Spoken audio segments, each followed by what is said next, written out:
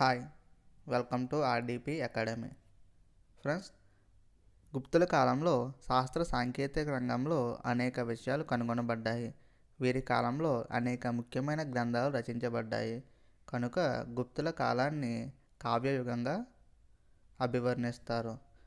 ఒకవేళ గుప్తుల నుండి ప్రశ్న వస్తే ఈ టాపిక్ నుండి మనకు ఖచ్చితంగా 1 నుండి 2 ప్రశ్నలు వచ్చే అవకాశం ఉంది. సో జాగ్రత్తగా చూడండి. వీరి కాలంలో వచ్చిన ముఖ్య గ్రంథాలు, ఆ గ్రంథాన్ని రచించిన రచయితల యొక్క బిరుదులు, ఆ గ్రంథం యొక్క ముఖ్య ఉద్దేశం, ఇవన్నీ కూడా మనకు ఇంపార్టెంట్. ఓకే. గుప్త సామ్రాజ్యం, విద్య, సాహిత్యం. గుప్తుల అధికారిక భాష సంస్కృతం. గుప్తుల పరిపాలనా కాలంలో తక్షశిల, నలంద మరియు వల్లభి వంటి గొప్ప విద్యా కేంద్రాలు ఉండేవి. గుప్తుల కాలంలో ప్రముఖ కవులు, వారి రచనలు. మొదటిగా కాళిదాసు. ఇతని బిరుదు ఇండియన్ షేక్స్పియర్.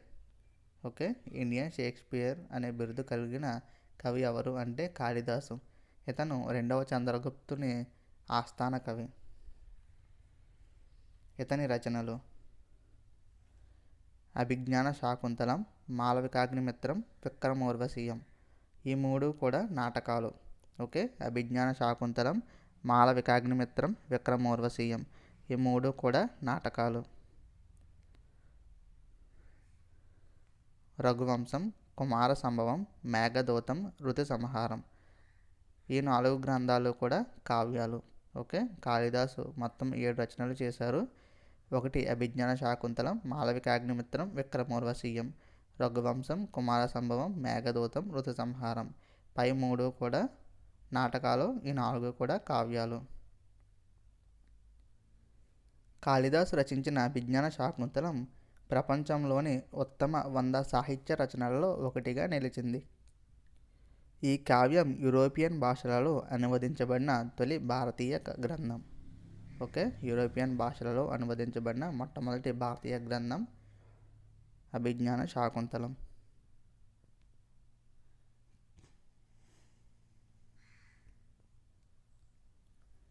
ఆర్యభట్ట. బిరుదు భారత ఖగోళ శాస్త్ర పితామహుడు. ఓకే, కాళిదాసు బిరుదు ఏమిటి? Indian Shakespeare. ఆర్యభట్ట బిరుదు భారత ఖగోళ శాస్త్ర పితామహుడు. ఇతని రచనలు ఆర్యభట్టీయం, సూర్య సిద్ధాంతం. ఆర్యభట్టీయం అనేది గణిత శాస్త్ర గ్రంథం, సూర్య సిద్ధాంతం అనేది ఖగోళ శాస్త్ర గ్రంథం. ఇతను ఆర్యభట్టీయంలో క్షేత్రమితి, బీజగణితం మరియు త్రికోణమితి సిద్ధాంతాలు ప్రతిపాదించారు. ఆర్యభట్ట సూర్య సిద్ధాంతం గ్రంథంలో గ్రహణాల గురించి పేర్కొన్నాడు. ఓకే, సూర్యగ్రహణం, చంద్రగ్రహణాల గురించి పేర్కొన్నాడు. ఇతను జీరోని కనుగొన్నారు, దశాంశ పద్ధతిని కనుగొన్నారు, పై యొక్క విలువను ఖచ్చితంగా నిర్ధారించాడు. ఓకే, పై, ఇది పై 22/7 కదా, పై యొక్క విలువను ఖచ్చితంగా నిర్ధారించారు. ఇతను భూమికి మరియు సూర్యునికి మధ్య గల దూరాన్ని, చంద్రునికి మరియు భూమికి మధ్య గల దూరాన్ని, భూ వ్యాసార్థాన్ని తన ఊహాశక్తితో తెలిపాడు. ఓకే, ఆ కాలంలోనే ఇతను భూమికి సూర్యునికి మధ్య గల దూరాన్ని, చంద్రునికి భూమికి గల మధ్య దూరాన్ని, భూ వ్యాసార్థాన్ని తన ఊహాశక్తితో తెలిపారు. ఓకే, ప్రపంచం ఆ సమయంలో భూమి ఫ్లాట్గా ఉంటుందని థింక్ చేసేది. ఆ సమయంలోనే ఇతను తన ఊహాశక్తితో ఇటువంటి పరిశోధనలు చేసి ప్రపంచానికి తెలిపారు. బ్రహ్మగుప్తుడు. ఇతని బిరుదు ఇండియన్ న్యూటన్, గణక చక్ర చూడామణి. ఓకే, ఇండియన్ న్యూటన్ అని ఎవరిని పిలుస్తారు అంటే బ్రహ్మగుప్తుడు, గణక చక్ర చూడామణి. ఇతని రచనలు ఖండన కావ్య, బృహస్ఫుట సిద్ధాంతం. ఓకే, ఖండన కావ్య, బృహస్ఫుట సిద్ధాంతం. ఇతను రేఖాగణితం మరియు సంఖ్యా గణితానికి సంబంధించి ఖచ్చితమైన సిద్ధాంతాలు ప్రతిపాదించాడు. భూమి ఆకర్షణ శక్తి గురించి వివరించాడు. ఓకే, భూమికి ఆకర్షణ శక్తి ఉంది అని తన గ్రంథాలలో వివరించాడు. ఖగోళ శాస్త్రంలో ఆల్జీబ్రా ఉపయోగించిన మొట్టమొదటి వ్యక్తి బ్రహ్మగుప్తుడు.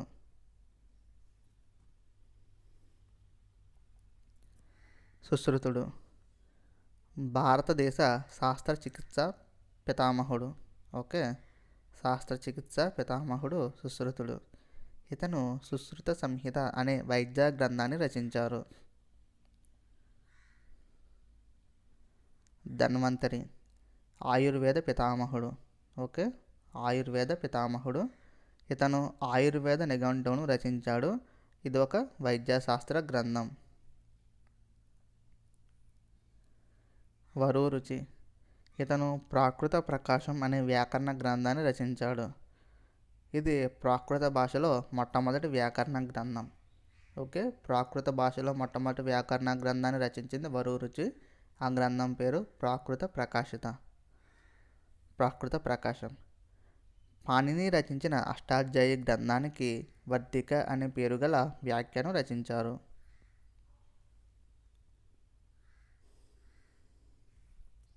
దిగ్నాగుడు. ఓకే, దిగ్నాగుడు బిరుదు భారత తర్కశాస్త్ర పితామహుడు. ఓకే, భారత తర్కశాస్త్ర పితామహుడు. ఇతని రచన ప్రమాణ సముచ్చయం. కామాంధకుడు ఇతను మొదటి చంద్రగుప్తుని ఆస్థానంలోని వాడు. ఓకే, సముద్రగుప్తుని తండ్రి అయిన మొదటి చంద్రగుప్తుని ఆస్థానంలోని కవి. ఇతని రచన నీతి శాస్త్రం. నీతి శాస్త్రాన్ని గుప్తుల అర్థశాస్త్రంగా పిలుస్తారు. ఓకే, చాణక్యుడు అర్థశాస్త్రం రచించారు కదా. మౌర్యులకు అర్థశాస్త్రం ఏ విధంగా అయితే ఉపయోగపడిందో నీతి శాస్త్రం గుప్తులకు ఆ విధంగా ఉపయోగపడింది పరిపాలనా విభాగంలో. సో నీతి శాస్త్రాన్ని గుప్తులకు అర్థశాస్త్రంగా పిలుస్తారు.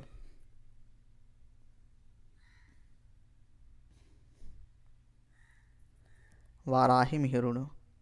ఇతని రచనలు బృహత్ సంహిత, పంచసిద్ధాంతం, లఘుజాతకం. ఈ గ్రంథాలలో ఇతను ఖగోళ భూగోళ వృక్ష శాస్త్రాల గురించి వివరించారు. ఓకే, ఖగోళ భూగోళ వృక్ష శాస్త్రాల గురించి వివరించాడు. ఈయన మొక్కలకు కూడా ప్రాణం ఉందని తెలిపాడు. అమరసింహుడు రచన అమర కోసం. ఇది సంస్కృతంలో తొలి నిఘంటువు. నిఘంటువు అంటే డిక్షనరీ.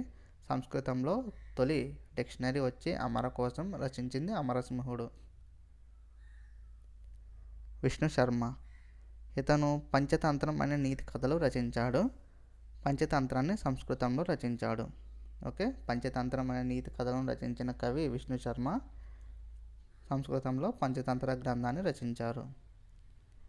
బేతాళ భట్టు ఇతను రెండవ చంద్రగుప్తుని ఆస్థాన కవి. ఓకే, రెండవ చంద్రగుప్తుని నవరత్నాలలో ఒకడు. ఇతను ఒక మాంత్రికుడు. రచన మంత్రశాస్త్రం.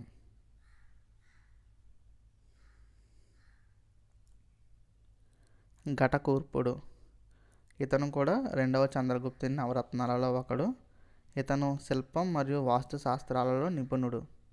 ఓకే, శిల్పం మరియు వాస్తు శాస్త్రాలలో నిపుణుడు. శమనీకుడు ఇతను ఒక జ్యోతిష్యుడు. ఇతను కూడా రెండవ చంద్రగుప్తుని ఆస్థానంలో నవరత్నాలలో ఒకడు. ఇతని రచన జ్యోతిష్య శాస్త్రం. ఓకే, గుప్తుల కాలంలో జ్యోతిష్య శాస్త్ర గ్రంథాన్ని రచించిన చంద్రగుప్తుని నవరత్నాలలో ఒకరైన కవి ఎవరు అంటే శమనీకుడు. శంకు ఇతను రెండవ చంద్రగుప్తుని నవరత్నాలలో ఒకడు. ఇతను ఒక వాస్తు శిల్పి.